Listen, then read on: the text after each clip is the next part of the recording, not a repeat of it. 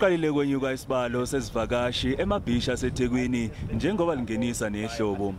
Ngeshwa kwabaziphilisa ngamabhizinisi asemkhakheni wezokuvakasha namanje kuselivindi phambili. Uvukile Gazo owazinza eThekwini kusukela ngo-2010 ukuzobamba amatoho uziphilisa ngokuba urickshaw. Naye ukhali uyazithulisa ngomthelela we-COVID-19. Makushaya i-lockdown savele sahamba sayemakhaya umsebenzi awusungasekho. Sihamba sohlala emakhaya izinyanga ezisithupha. Ayisilimaze kakhulu besingadli lutho nje.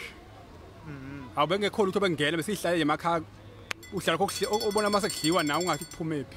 Nakuba sekuvumelekile ukuvakasha ezifundazweni kepha isaqhubeka nokulahleka imisebenzi kulomkhakha.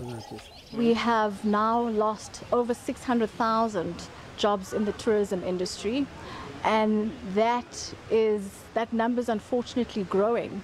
So, to find jobs right now in the industry is almost impossible. IKapa neTheku amadolobha akhahlamezeke kakhulu.